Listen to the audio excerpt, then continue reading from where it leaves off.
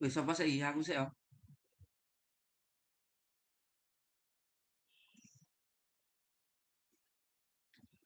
Assalamualaikum warahmatullahi wabarakatuh. Perkenalkan kami dari kelompok 2 ingin mempresentasikan materi karakteristik deterministik finite automata atau DFA dan simulasi pengujian string.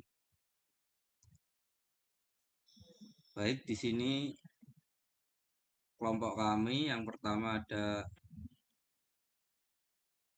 Randi Dinki dengan NIM akhir 258, Kirana Kirana Sofia Zakia dengan NIM akhir 358, Priya Prakusa dengan NIM akhir 349. Di sini ada 5 masalah latar belakang konsep studi kasus 1, studi kasus 2 dan juga kesimpulan. Selanjutnya di sini ada latar belakang.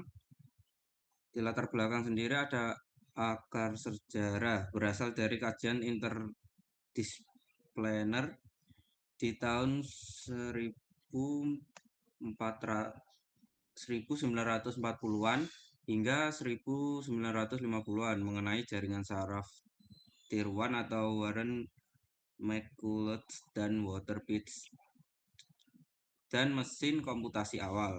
Tujuan awalnya yaitu pemodelan matematika untuk meniru cara kerja otak manusia dan mesin otomatis dalam mengenali pola dasar.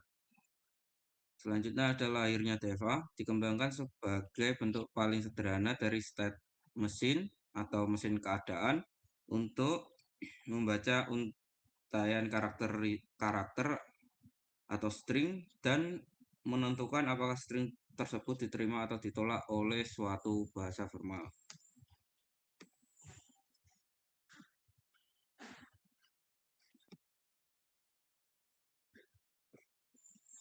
Selanjutnya di sini ada konsep dasar DFA. DFA adalah model matematika atau mesin komputasi abstrak yang memiliki jumlah status atau state yang terbatas atau infinite. DSA sendiri memiliki arti atau deterministik atau pasti untuk setiap state dan setiap simbol input yang dibaca. Mesin ini hanya memiliki tempat satu transisi ke state berikutnya. Tidak ada ambiguitas atau tebakan. Karakteristik utamanya yaitu tidak memiliki memori eksternal. Yang kedua, tidak diizinkan adanya transisi kosong. Yang ketiga, sangat cepat dalam memproses teks. Definisi DSA. Sebuah DSA didefinisikan secara normal menggunakan 5 tabel. Yang pertama Q atau himpunan berhingga dari state atau kedudukan, himpunan abjad atau simbol input. Di sini ada fungsi transisi, Q0 yaitu state awal, V yaitu himpunan state akhir. Bagaimana DFA bekerja? Yang pertama, inisialisasi mesin dimulai dari state awal Q0. Yang kedua, membaca input. Mesin membaca simbol dari string input satu persatu dari kiri ke kanan. Yang ketiga, ada transisi. Setiap kali membaca simbol, mesin berpindah ke state baru sesuai dengan fungsi transisi delta. Yang keempat, keputusan akhir diterima atau accept. Jika setelah seluruh string selesai dibaca, mesin berada di salah satu set akhir atau F. Jika ditolak, berhenti di state yang bukan merupakan state akhir.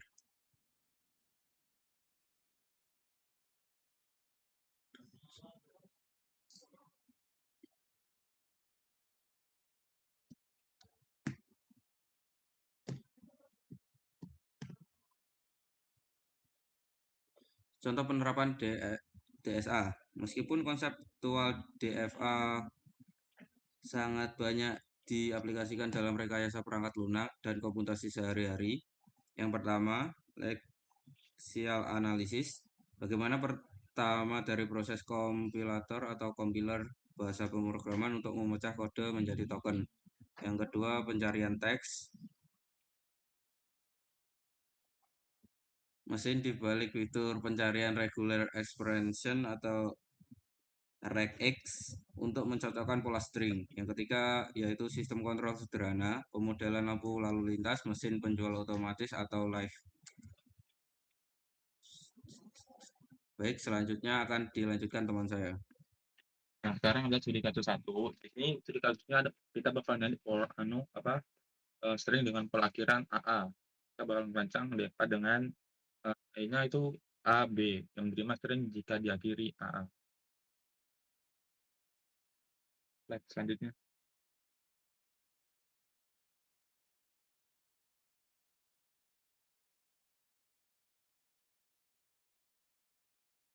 Nah, berdasarkan kasih DFA, komponen didefinisikan sebagai ini view-nya atau state-nya ada key 0, key 1, dan key 2.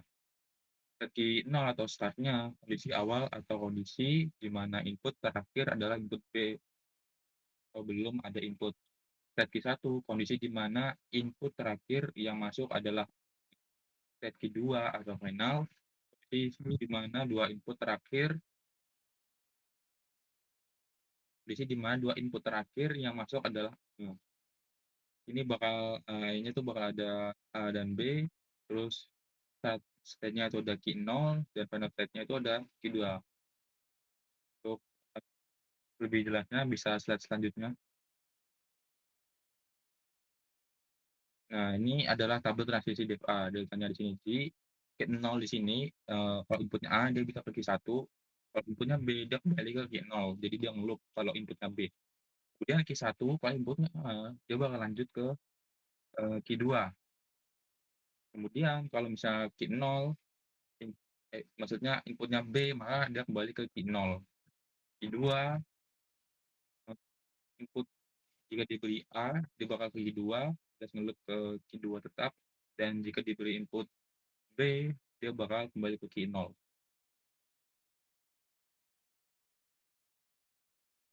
Slide selanjutnya.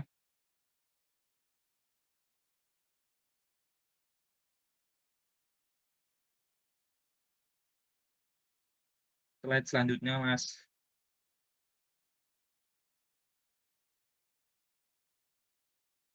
Slide selanjutnya, Mas.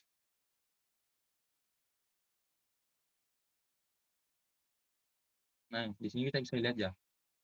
Kita bakalan nyoba nyari input yang perakhiran A. Kita bisa pertama itu ada kita bisa ke B, terus kita bisa ke A, jadi ke 0. Jadi ke B, berarti dia di 0, terus pindah ke A, dia itu ke key 1, jadi BA ya. Itu kita bisa ke key 2 dengan A, dan muter lagi di key 2 dengan A. Jadi hasil akhirnya itu bisa BA, AA. Sementara kalau misalnya dia bukan perkiraan A, kita bisa cek dengan cara dari key 0, kita masukin input A, itu kita masukin lagi input A, kemudian ke input B, dan terakhir di input A. Jadi dia bakal ada 4 input. Yang pertama ada A, ada pindah ke key 1, kemudian ada lagi pindah ke key 2, B pindah ke key 0, dan B lagi pindah ke key 0. Selanjutnya, Mas. Nah, bisa dilihat ya, sini input BAA bakalan ditolak, sementara BAAB itu input maksudnya input BAA itu bakalan diterima, sementara input BAAB itu ditolak. Ya, mungkin sekian dari saya. Selanjutnya lanjut teman saya dengan studi kasus kedua.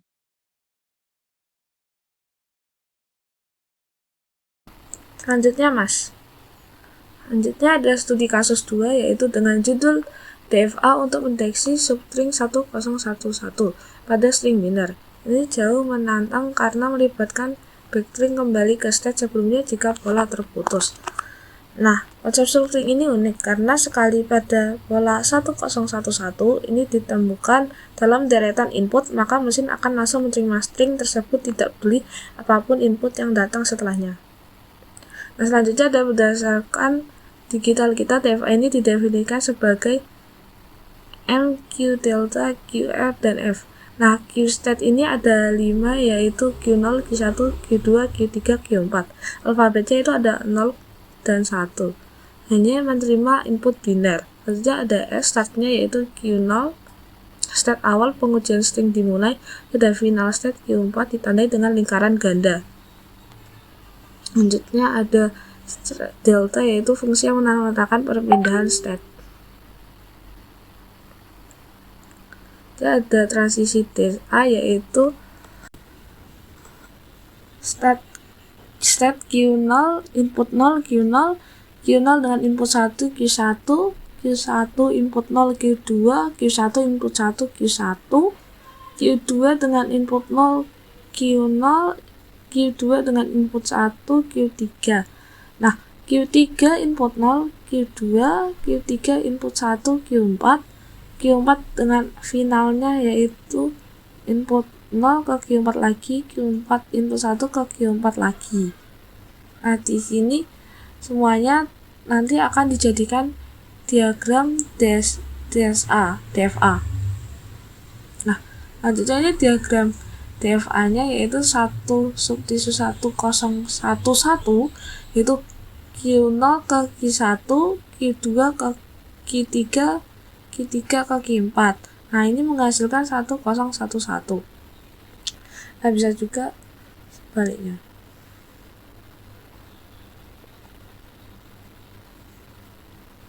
Selanjutnya ada simulasi pengujian string yaitu 1 titik input 10110 yaitu Q0 ke Q1 ke Q2 ke Q3 Q4 ke Q4.